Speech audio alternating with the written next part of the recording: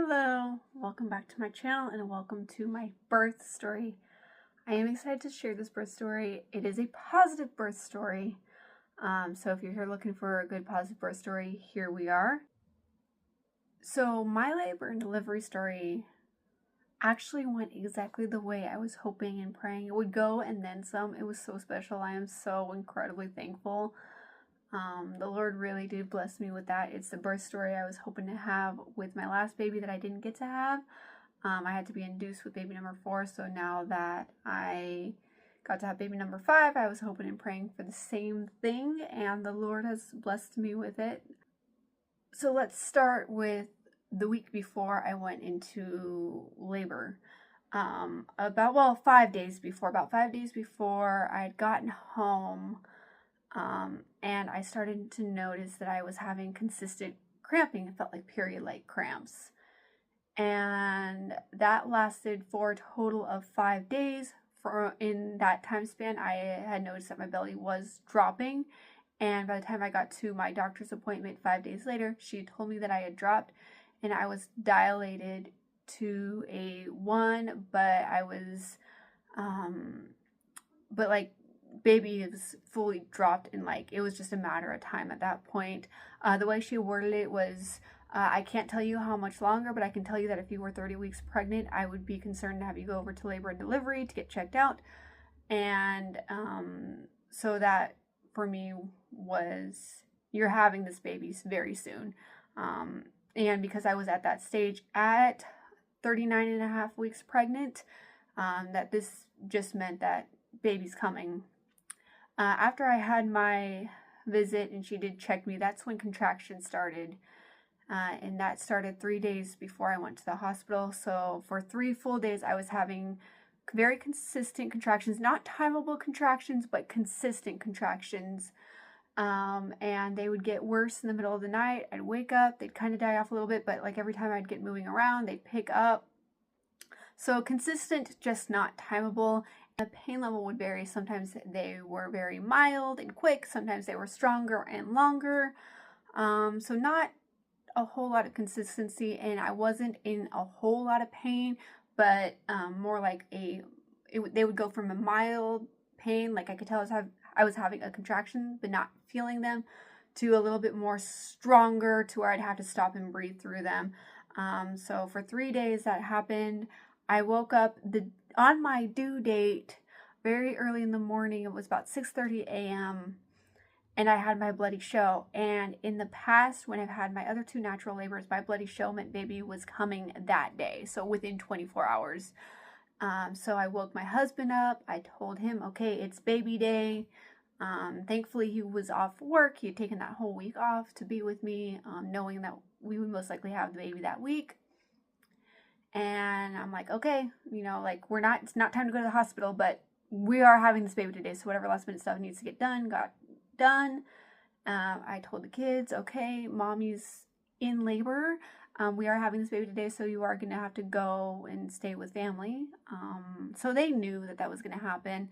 And I can do a whole separate video on this, but my kids have been through this with me. We walked them through the pregnancy, and they know what contractions are, and a lot of the anatomy within having a baby and going through all of that. So we did explain it to them. Like I said, if you wish to have a video in more detail of exactly what we shared with our kids versus what we didn't, let me know. I might go ahead and do it anyway. But please let me know if you are interested so I can make sure it becomes a priority for my filming list. So they knew, they were, going through the motions. They were excited that they were having a baby, but they were also like, that means we need to go and have a sleepover, and they're very much homebodies as well. So, so the whole day we kind of worked up to that. That whole day went by. I was having basically the same contractions that I had been having the few days prior. So I had 3 days of the same type of contractions, not really timeable. And then some more mild and some more strong. Some I didn't even feel at all. But again, I kind of knew they were there, and I feel like I was having more contractions than I knew I was having. So throughout that day, not a whole lot of changes other than throughout the day my bloody show, every few hours I would have more of my bloody show. By the end of the day, we were originally going to have them go and just have their sleepover, knowing we'd probably get up in the middle of the night, have a baby. We're like, no, things are not painful enough. Let's see how we progress in the morning. But then I hit about 5 o'clock that day, and I'm like, you know what? Things are happening. I know they're happening. The only issue is that the contractions were not picking up in pain or closeness. And so at first we're like, let's just stay home. And then we're like, no, let's call labor and delivery. Let's let them know what's been going on. Knowing that there was a possibility that my water could have broken, knowing that it wasn't likely, I'm pretty in tune with those kinds of things. But they're like, just come in. Worst case scenario, we send you home and you'll probably be back tomorrow. So then we, told the kids, okay, let's just go to family. Let's get geared up. Either way, we're probably having this baby tomorrow, so let's just get used where you need to be. And so we did that, and I spent the entire day resting. Like, my birth plan for the last couple of babies has been, I want to spend the entire day that I know I'm in labor resting, hanging out with the kids, giving them snuggles, hanging out with my husband, just kind of watching TV, and then letting my body rest, because I knew that once labor picked up, I was not going to get any rest. And then you have a newborn, so you don't get any rest in that time anyway. And I feel like that's where I kind of made the biggest mistake was, instead of resting, I should have been actively doing things, not like strenuous activities, but like getting up, moving around, because every time I would get up and move, my contractions would get real painful real quick, and every time I would sit down, they would die down. They were never not consistent, like they were always there. It's just they weren't painful enough for me to want to go. So I feel like had I gotten up and done more activity that day, like walking around, playing a few games, going out and about, maybe doing stuff like that with the family instead of trying to rest, I feel like my contractions would have been a lot more consistent. I mean, either way, it worked out just fine. But as soon as we got up at the end of the day to drive the kids to where they needed to be, that's when my body like full on went through contractions, and they were more painful. As soon as we got to the hospital, they went from more painful from the car ride to even more painful, and it happened super quick. So I got there, they're like, well, you're only at a 3, and your water hasn't broken yet. So we're like, we can keep you, but there's no guarantee that you're going to stay. So they wanted to keep me, monitor me through the night. They're like, it's really up to you at this point. You're like, I was at that point where I could have gone home or I could have stayed. And we were kind of going back for like, do we want to go home? Knowing we'd be back in a few hours, do we want to stay? And we're like, we're already here. Let's stay. Let's see how we progress in the morning. And then once morning came, we would reassess whether or not I should have stayed. It was also like, had labor and delivery at that time been busy, they would have sent me home, but they said it wasn't. So they were content with letting me stay and letting me monitor. And also like that whole hour that they were checking me, I was making active progress during all of that. So we decided at the end of the day, we're like, let's just stay, because we knew that as soon as we would go home, we would be probably turning around and coming right back. So we made the right decision, because as soon as we would have gone home in the timeline that I thought we would have come back in, we would have came back, and we would have had to deal with the drive, and where I live, there's windy roads. So all of it would have been super painful to have had to come home and then have to turn right around and go back to the hospital, especially doing that drive. So we were like, yes, we made the right decision to stay. My doctor was like, you made the right decision to stay. But, upon us staying, he said, if you have not made progress by morning time, we do want to start you on Pitocin. I really wasn't wanting to do that. But at that point, I probably would have, I had a good experience with Pitocin in my last labor and delivery. So I was just kind of like, okay, we'll reassess in the morning. I don't have to make any decisions tonight. Thankfully, none of that came to pass. As soon as I was there, we're like, let's try, I got the little bouncy ball. I'm not sure, medicine ball. And I'm like, okay, let's just try to pick things up. Let's get contractions going. Like, we don't want to get induced, and we want to stay. Like, that's the whole goal, especially because I was already making the progress that I was making. And we were like trying to come up with a schedule, like, let's do this, but then let's rest what we still can, trying to find that balance. And as soon as I started really bouncing on the ball, things got real painful real quick. And then I went from, okay, try to make progress, to now I want to manage my pain. And then like that, again, just so quick. But then before I knew it, I was in tears because the contractions were so painful. I was like at that point where it was like no longer like, oh, contraction, yay, exciting. It was like, contraction, I'm in pain. I'm tired of the pain. I wanted to go, like, I was just exhausted and like worn out, and just like the kind of like, I just want the pain to stop. But knowing that when you're in that moment, like, like, it's like almost a double-edged sword, because you're like, I know that this pain is a really good thing because it means baby is going to be here soon. But then you're like, I'm in so much pain that I want the pain to stop. At that point, my husband was like, you need the epidural. Just get the epidural, rest for a few hours. So I got the epidural, I want to say about 2, maybe 3 hours after I got to the hospital. And as soon as I got the epidural, that's when I started to feel my water breaking. And this happens, like, I don't know if that's the experience with every woman, but for me, every time I've gotten the epidural, my water broke very quickly and on its own. So at that point, I'm like, okay, talk to my nurse, like, can you just check me? They're like, yeah, you're at a 7 at that point. So, you know, it was I want to say, my husband says around 1, 2-ish hours after I got the epidural that we actually delivered the baby. I feel like it was closer to 3, but I'm not going to trust my own timelines. He can put the exact numbers in the comments if he wants. But, so I got that epidural, my water broke. After I started feeling the trickle of water breaking, my nurse told me I was at a 7, so we just kind of sat. She checked me every once in a while. The doctor knew that it was time, you know, that it was going to be time, so things kind of gradually, it was very slow, like it wasn't rushed, but like things were going to happen soon. So they gradually got things ready to go for labor and delivery. And then during that time, like I was able to rest, but like during that time from like 7 to 10 centimeters, like I felt like the pain was gone, but I felt the pressure, and I was more numb on my right side than my left side. So I felt more on my left, which I was kind of glad for, because then I was able to like tell how things were progressing without having to kind of guess. Like I wanted to be numb enough to where it took the edge off, but I still wanted to kind of feel what was going on. And that's exactly what happened. And I remember, like, at the end there, feeling my baby move down the birth canal and just moved, like, I felt her. And it was like, it was painful. It was a lot of pressure. And I remember thinking, like, throughout that whole process, my water was gradually breaking. And I'm like, every time my water would break a little bit more, it was like a rush of relief. It was just like this feeling of relief every time, because, like, that pressure it was painful. It was hard. And though I did have the epidural, I did still feel everything, which again, I am thankful for. So my water would break a little bit more every time I would feel her move. It was just like that relief of pain for a minute.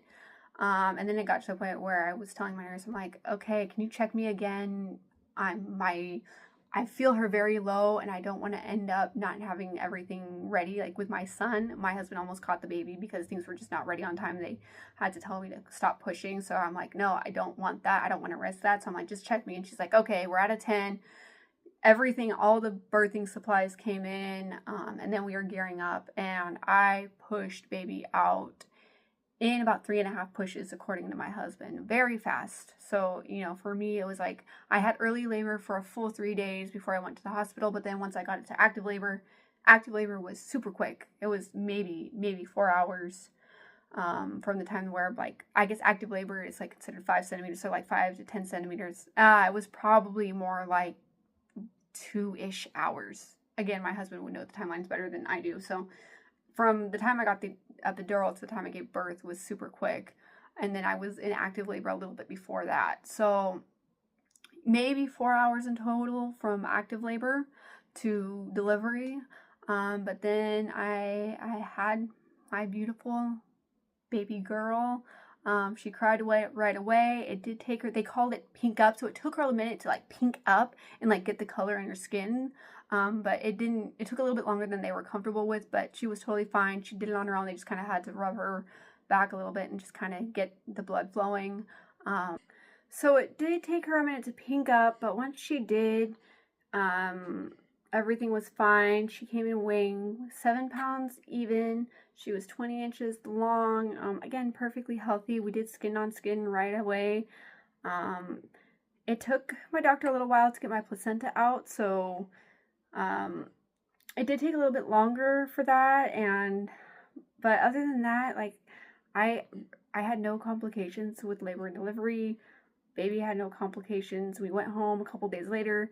The next day, my oldest was the only one who got to meet her, aside from like my parents and grandparents, and then a friend of mine came in.